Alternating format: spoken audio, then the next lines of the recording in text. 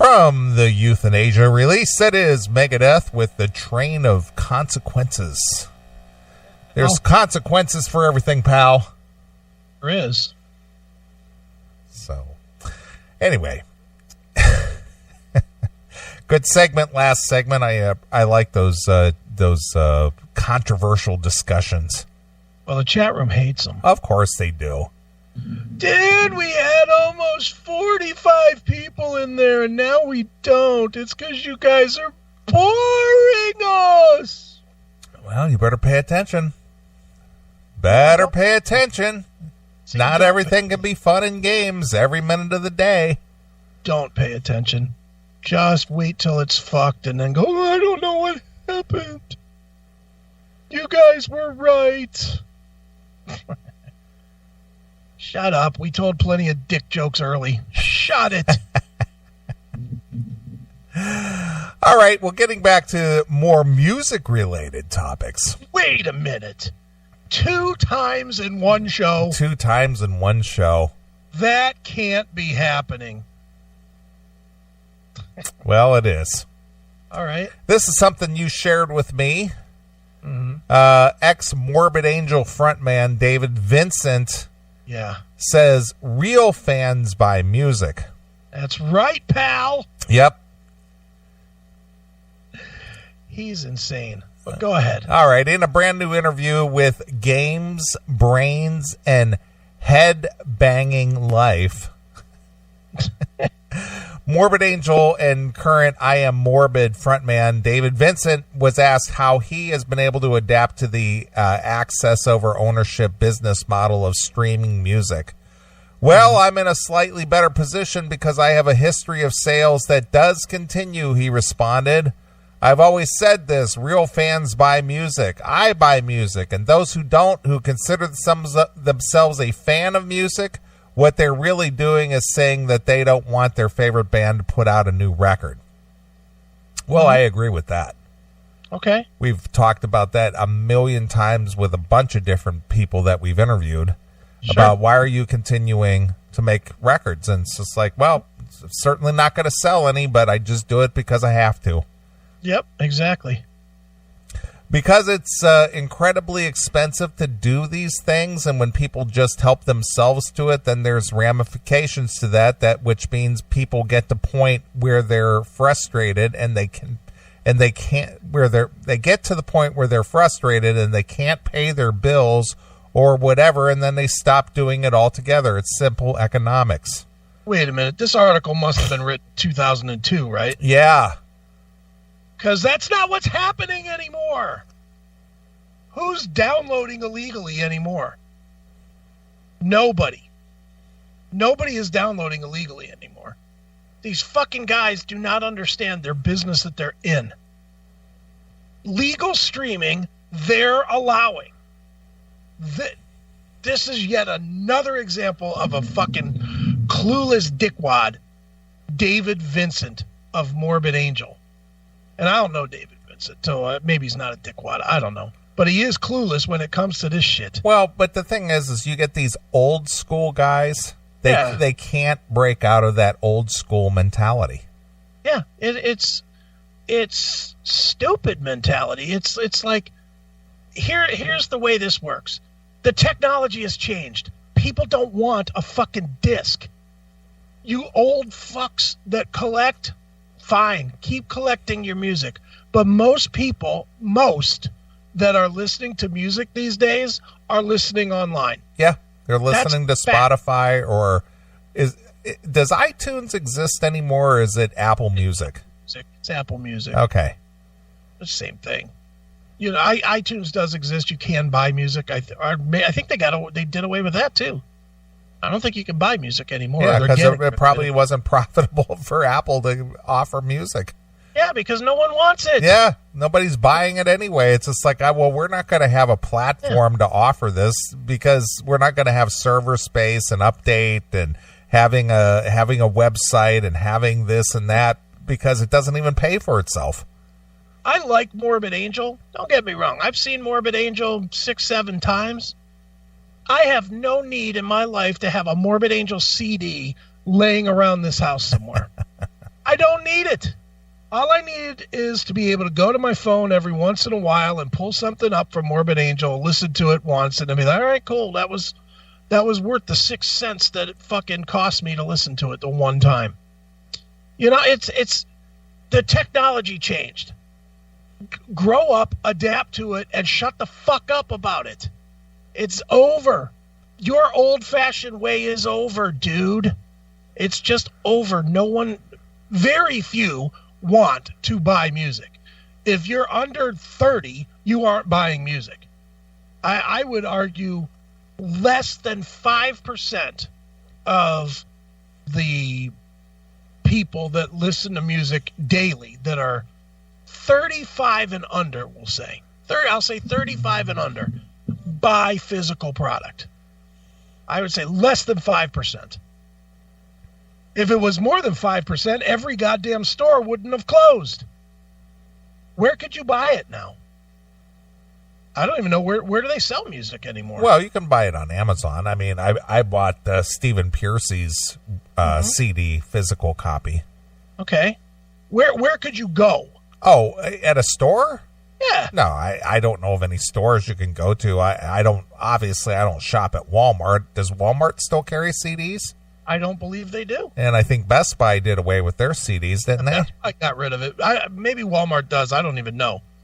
But, you know, I haven't been in a store month number 6 in a row. Yeah. That I have not gone in a store. But I don't believe Walmart may. I know Best Buy does not. There's, you know, unless it's a small independent record store, you know, that guy that's got to be 60 years old and he's keeping it real, man. Yeah, if you're Tom Lounges, you open up a store. Yeah, you got to keep it real. I wonder if that store's still open. Well, you know, like I said, when I bought the 44 a few weeks ago, the kid that, you know, was helping me at the counter, yeah, he started gushing about it, saying, oh, you know, there's this guy, he opens up this store, and, you know, I said, oh, you mean Tom Lounges? He goes, yeah, him. Yeah. He goes, yeah, I was walking down the street of Hobart and was walking by, and he's got like speakers out there, and I heard a song, and it kind of interested me, and I walked in there to see what he had, and he's got a bunch of CDs and, you know, albums and this and that and the other, and he says he's got a live radio station in there too, which he does. They do streaming radio. Right. And it's a little niche thing. How long that'll last, I have no idea. I was going to say, that's a stunner there. Yeah, it's a niche. It's a niche thing. Yeah. I mean, I just can't. You have a generation, the current generation, that is not going to spend the money that way. This current generation is just, I hate to put myself in with the millennials, but me and the millennials are 100% aligned with digital music. Well, not only that, but if you buy a new car, it doesn't even have any kind of a player in there. No, it just has an auxiliary jack or a Bluetooth connection. And they don't even have the auxiliary jacks anymore. Everything's Bluetooth. Oh, no. They don't have like a USB or something? No. Mine, I think, does, but it's in like the... Yeah, but your car is a few years old, though. It is. It is a 13. But, yeah, no, dude, there's no reason to buy the music anymore. A, it's not as good, and B, fuck it. I'd rather spend I spend $14 a month. It feeds 6. You know, it feeds 6 people their music. Fuck that. I'm buying it legally. That's as much as I'm willing to give. Yeah, I haven't had Spotify in almost a year. Yeah. But I'm thinking about getting it again just so I can have the Hulu for free. Oh, do you get Hulu for free with it now? Yeah. I didn't realize that. Yeah, they're offering Hulu for free if you buy a year of Spotify. That's to compete with YouTube, because YouTube gives you, if you buy YouTube Music, you get Google Play Music for free, and you get YouTube Originals for free, and no commercials on YouTube, which is great. Which is, you get all that for the... Well, yeah, if you're paying for it, there's no reason you should listen to commercials. Yeah, that's still a good deal. Yeah, premium now comes with Hulu on us. Get it before it's gone. Don't be pumped. Be premium pumped. And it's $10 a month? As a premium member, you can get offline listening, unlimited skips, now Hulu at no additional cost. Wow. $9.99 a month. That's pretty good. Yeah. Because I pay, boy, guys like Jacko got to hate me more than anything, because not only do I buy the streaming, but I pay $14.99, and that feeds 6 people. Yeah. 6 people on one account. So for $120 a year, I can have Hulu and Spotify. Yeah. Well, what is 15 times 12? 150 and 24, 174. So for $174 a year, I pay for 6 people to have unlimited listening. 6! You like that, Jackal? Huh? 6. I pay $20 a year to have 50 million songs available to listen to. Right. And I don't give a fuck who gets paid. I really don't. I don't care who gets paid. Quite honestly, it's not my problem. Yeah, it isn't your problem. I'm buying it legally. It's not like I'm downloading it through fucking BitTorrent or something. Yeah, it's not your business how Spotify came to an agreement to stream their music. Yeah, I could care less. Keep it cheap. That's, and that's, I was saying this to Jackal today. We were arguing about this point, obviously. And I said to him, yeah, do you buy a DVD of every fucking movie you watch? No, you don't. Every TV show that you watch? No, you don't. So shut up. Oh, well, you got to support the bands. Do you really? Do you go out and buy every fucking product from the job that your friends work at? Shut up. It's a fucking nonsensical thing because they're famous. That's it. They're just fucking guys. Yep. They're just fucking guys. If they made spark plugs instead of songs that you like, you wouldn't give 2 fucks who made it. You don't give 2 shits. When you get your car changed, you don't go to the place where you knew a guy that made the spark plugs that place sells, do you? You fucking dummy. Yeah, I'm looking at it right now. Spotify Premium comes with Hulu, so nice. Yeah, so I'm gonna re-up. And I usually buy the year plan. I don't pay for it by the month, so I just buy it, straight up. So I think I'll get that with Hulu. Trying to think. I have no real need for Spotify, but Hulu for $10 a month. Oh, but it would still have the commercials. That's the problem. I can't live with commercials. I pay the premium to not have the commercials on Hulu. Right, I gotcha. I spend a lot of money a month on this shit. You never leave the house though, so you don't go to movies outside the house, and you don't go to for the most, you do go to concerts and stuff, but for the most part you don't go out and attend other entertainment venues. So your entertainment is in the house, your big screens and your Hulu and your Netflix and your Amazon and your YouTube and all that other stuff. Yeah, and I have the best of everything. I have the best TVs, I have the best computers, and I buy the premium of every one of those products you just mentioned. I have the premium Netflix that gives you the HD video with the whatever it is, a multi-screen, so that family can use it. I think my Netflix is like $15 a month for that. I pay the extra for the family plan for the YouTube. So I'm paying as much as I could possibly pay to have these programs. So if the band can't get paid from it, tough shit. Yeah. Figure it out. Don't put your whole album out there on the fucking site, dummies. As I keep saying, David Vincent, who's in here bitching about it, if you look him up, you can find his country music on fucking YouTube. So shut up, dummy. You're giving it away for free, and then you're saying that people aren't fans if they watch it. You fucking dope. Yeah. What kind of dopey shit is that? In one breath, you're saying you're not a real fan if you listen to music another way other than buying it. In the other hand, you're saying, well, my music is out here on these fucking free sites. Look him up. His foray into country is out there on YouTube. You can see his country stuff. And I will bet anything that when I Am Morbid releases an album, it'll be on. I will listen to it through Google Play. I guarantee you I will. He's not going to sign a contract that doesn't put his shit on streaming. Right. He's gonna put it on streaming and then bitch about it. It's his own fault. I Am Morbid is a new band. That is a band that could put into their contract, don't want it on streaming. True? That is true, but this also goes back to something we've talked about before. If you're a popular artist, a legacy artist who obviously has a built-in fan base, and you're really concerned about making money by selling a physical product, what I always say, and what I've always said, is that if you're a band, let's just say Dokken, and Don recorded a new Dokken record, and only offered it on his website, and a signed copy to boot. Yeah. That's the only way to sell a physical copy or sell it at the shows. Exactly. Don't sign up with Frontiers Music. Yeah. Record your record, put it together on a CD if you know that your fan base will actually buy a disc, sign it. Because I've seen people at shows who line up to get their CDs signed. Yeah. It's like, even just sit on it. Yeah. Just sit on it. Just don't release the digital until it's been out a year. You know, put your physical copy out, and then a year from now, then put it out on digital. Yeah.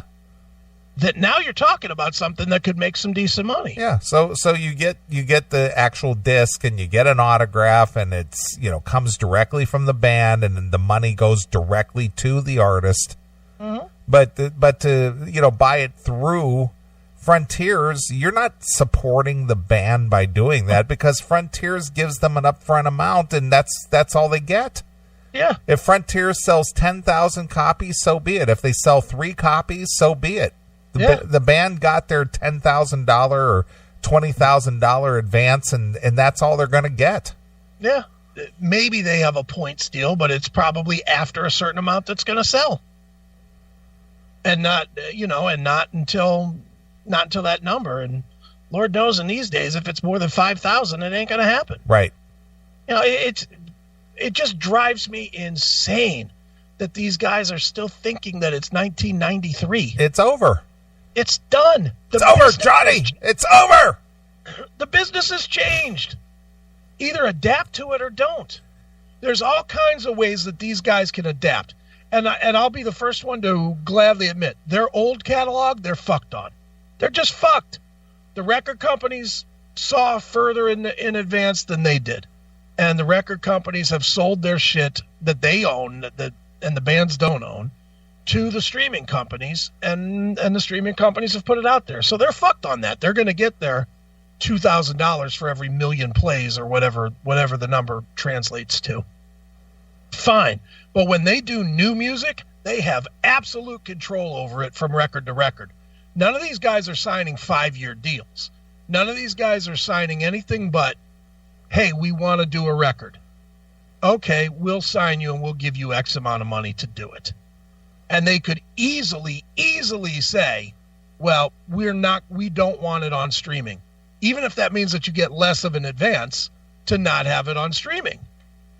They can do that. They're not choosing to do that because that's not easy. It's not easy to get into a fucking fight with their label. It's not easy to get in. The label prints out some fucking form letter, that the band just signs. Every band signs. And to actually say, no, take this out is a hassle, because then you got to argue with the guy, say, well, why are you going to take that? It's a hassle, and it's a legal hassle, and it's a pain in the ass. But you know what? If you really want to control your fucking product, then control your fucking product. If you don't, then shut the fuck up. Stop doing interviews. Say, well, the bands are getting fucking ripped off because people are stealing from us. No one's stealing from you anymore. The amount of theft of music these days is so minimal compared to what it was 10 years ago, we'll say.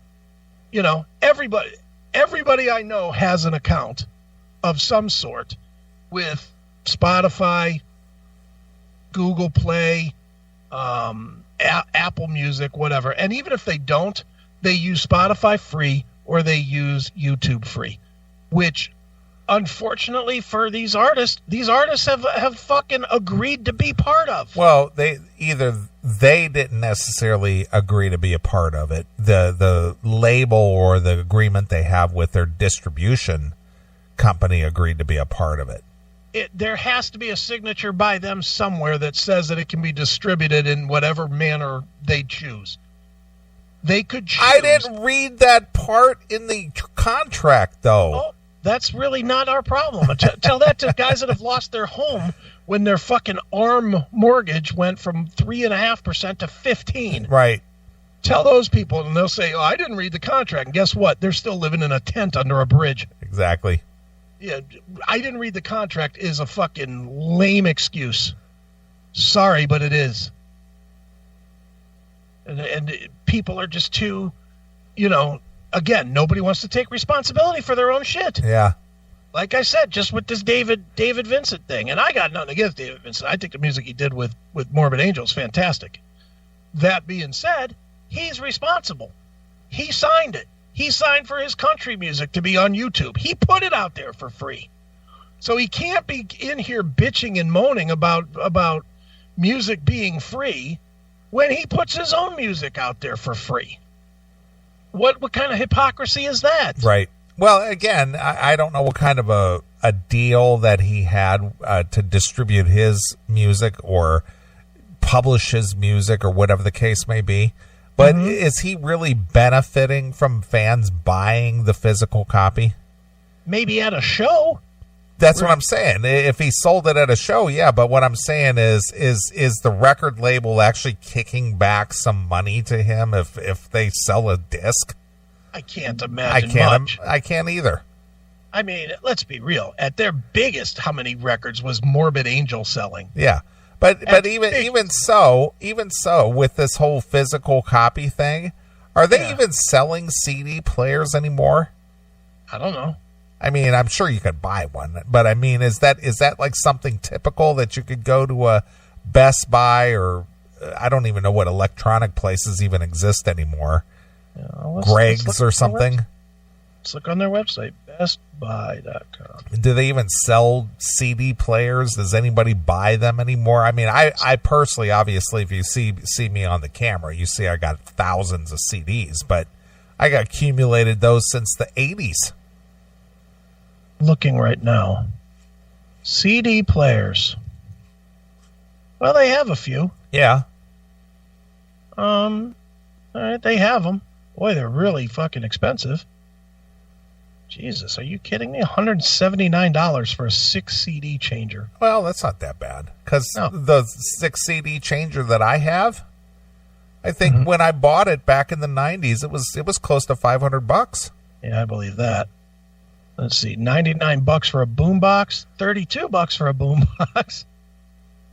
These all look like shit, though. I wouldn't have this in my house. Remember those CD changers where they came with a cartridge and each little what do you want to call it, a leaflet? Yeah. You'd pull it out and you'd load a disc and then push that in and then load up the next one. Yeah, I had one of those in my car, and for whatever reason they put the changer part like under the seat. Right. So you had to like reach under the seat to switch the disc. It was the dumbest fucking thing. I had one. Yeah. And remember when the big thing was the faceplate? Oh yeah, so people couldn't steal your in-dash stereo. Yeah. Meanwhile, what happened with everybody? They fucking broke the clip on the faceplate. Yeah. So then it wouldn't work. Yeah. It was. I went through like 3 of those. I think Blaupunk came up with that or somebody like that, and not only that, but it came in its own little silk bag. Yeah. You'd pull your little faceplate off and put it in the little bag. It either came with a bag or a case that looked like a glasses case. Right. Mine had the glasses case. I had the one with the little silk bag. Dude, look, I'm so old at this point. I had a Nakamichi tape deck. Nakamichi. Wow. And when it would flip to the other side, the tape would slide out. The whole thing would slide out. Then it would over and slide back in. Yeah. I've seen that. It was the dumbest thing. I paid a lot of money for that thing. I paid like $700 for that. I'm sure you did. It was expensive as hell. I mean, Nakamichi was good gear back in the day, but yeah, it was a Nakamichi tape deck and it flipped it, like physically flipped the tape. It was funny. Well, I tell you what, back in the early 90s, 91, when I was driving a truck, I started driving a truck cross country in May of 91. Okay. And I had I can't remember the brand. I'm trying to think of the brand that I had. It was a better brand. My brother-in-law at the time worked for Camelot Music. Okay. And he was able to get me a really good deal on an in-dash CD player. Okay. And the truck I was driving, it was an international cab over. And it had the place where the radio went was empty. It was open. So I was able to install this CD player in there. Right. Anybody who knows about anything about truck driving, especially back in the 90s, we're talking 2001, 28 years ago. Yeah. These trucks didn't have the best of suspension, air ride, and all that. And so I had the CD player. I would say that it played pretty well for about 90% of the time. But because of the suspension and everything, if I was riding on some pretty rough road and I'm trying to listen to some CDs and stuff, boy, that thing would skip all over the fucking place. Breaking down a hill. It was. Yep. You'd be going down a hill and be like... Exactly. My first... I bought a Samsung, and this is when CDs were very young. This was 80... Well, it was in Korea, so it was 87. Okay, because when I was working at Camelot Music, the first CD came out. It was, I believe it was like Bruce Springsteen's Born to Run or something like that. Yeah. I think that was the very first CD that ever came out, ever. Okay. And some representative from, I believe, Pioneer Music. This was 1984, I believe it was. Okay. That he came to the store to give us a demonstration of compact discs, right? And brought the CD player, and because we weren't even selling them then, because obviously there weren't any, right? Sure. And he was, giving us a demonstration as to the future of music. Yeah, man. And brought the CD player, and of course, since it was so different. And it was something no one really had seen before. We were really all standing back there like he was doing magic tricks or something. It's like, holy shit, look at that. But so 3 years later in 87, pretty new technology even then. Go ahead. The first one was ABBA, The Visitors. Okay. And the first new album. Oh, I didn't realize they were that old. The first new album released on CD. I'm going to see if you can guess even the artist. 1982. 82, it's a big artist. Really? It's a big artist, yeah. So it's not Bruce Springsteen? It's not Springsteen. Wow. Okay. 80. In that mold, though. Okay. So the first artist on CD? Yeah. The first one was ABBA in 81. Really? On CD? That's what it says. I'll be damned. First CD album was ABBA. Okay. The first new, apparently that was like a reissue. And then the first new album. You ready? Go ahead. Billy Joel, 52nd Street. All right. 82. Wow. In Japan. Okay, well that explains it. It didn't come over to here until later. It couldn't have, because I had a CD player as soon as, I told the story on the show before that, I stole a CD and got caught before I ever got, because I knew I was getting one for Christmas. Right. In 85, I guess it would have been Christmas 85. And then my mom promptly took it right back once I got arrested. But I bought this one in 87. This is how long ago this was. It was a Samsung, and it didn't have any kind of remote control. It was a component piece, but it had no remote control to it. Okay. And it only had 2 buttons on it, stop and play. So you couldn't skip songs or anything. If you were going to listen to it, you had to play it from start to finish. Was the only way you could listen to music on this piece of shit. It was a real piece of shit. And I paid way too much for it, you know. I mean, and I bought it out in Itaewon, so I didn't even get fucked by the American prices, and I still spent like $200 on this piece of shit. And it was the most annoying thing. It ended up, honest to God, one night I got really drunk in my room and got pissed off and threw it and fucking smashed it against a wall. But wow. But that was my first real CD player, was that one in '87. Piece of shit. Wow, be damned. And like you were saying with the cars, dude, I went and spent a huge amount of money getting a car stereo put in. My first ever car that I actually bought new was a 1990 Toyota Corolla. I was so proud of that fucking car. You know, and so but immediately I couldn't have the AM FM radio. That just didn't even have a cassette. It was just an AM FM radio in it. And I could not have that. So I snuck out some money away from, you know, we couldn't eat, but I fucking, of course, found a way to find $350 for a car stereo. Right. And I put this car stereo into my car. And I still remember the first CD I ever owned for the car, because I bought a CD with the car stereo, was Hollywood Vampires. Right. LA Guns. Yeah. And I'm driving down the road and I'm like, yeah, you know, I'm fucking rocking, and it's LA Guns, and I'm in this new car. Well, this car was a stick. Yeah. Every time I shifted gears, this fucking thing would skip. All right. For the length of time that I owned the car. Now, it wasn't like I was learning to drive stick. I was driving fine. I wasn't jerking or anything like that. It was just whatever I would push in the clutch, it would start skipping. Then I would shift gears, and then I would take my foot off the clutch, and then it would play again. It was the dumbest fucking thing. Like there was some kind of power thing or something. Right. It was so fucked. But, it drove me crazy. And, you know, every time, you know, a lot of the time I had to go. Georgetta was stationed on the base I was stationed on, but she worked. It was like 100 miles down the road. She worked at Fort Hunter Liggett, going south of Fort Ord. Okay. And it was like 100 miles away. So on Fridays I had to go get her.